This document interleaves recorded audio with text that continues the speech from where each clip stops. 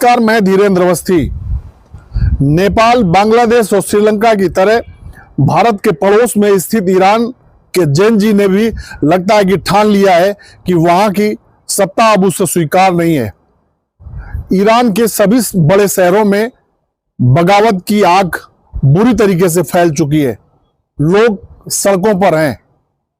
वहां के सुप्रीम धार्मिक लीडर खामेनेई की मौत और इस्लामिक रिपब्लिक का अंत के नारे लग रहे हैं।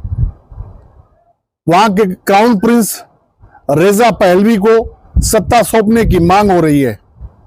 रेजा पहलवी वही शख्स है जो 79 में ईरान में हुई क्रांति से पहले तक पहलवी वंश काबिज था। पहलवी वंश के वो वारिस हैं। अमेरिका में निर्वासित तौर पर वो रह रहे हैं। ईरान के हालात कितने खराब हैं इसका अंदाजा आप इससे लगा सकते हैं कि ईरानी रिवोल्यूशनरी गार्ड के दफ्तर में भी वहां की जनता ने हमला बोल दिया है।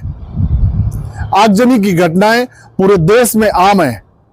अटकलें इस बात की हैं कि ईरान के सुप्रीम लीडर 37 साल से ईरान की सत्ता का मजा लूट रहे खामेनेई कभी भी देश छोड़कर भाग सकते हैं।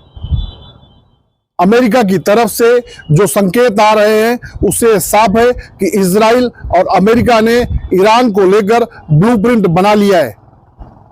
कभी भी अमेरिका का फाइनल हमला ईरान पर हो सकता है।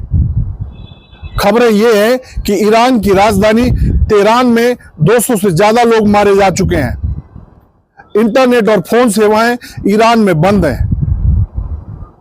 दोस्तों, सबसे अहम बात यह है कि वेनेजुएला के राष्ट्रपति को उठाने के बाद अमेरिका के कब्जे में ईरान भी आ जाएगा।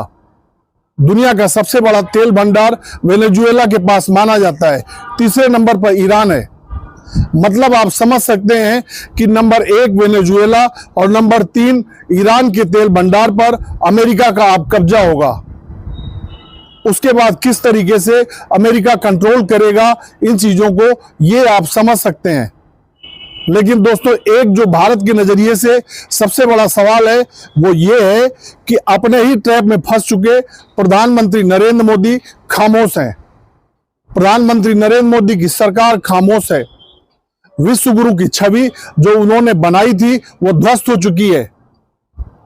ईरान से भारत के ऐतिहासिक रिश्ते रहे हैं।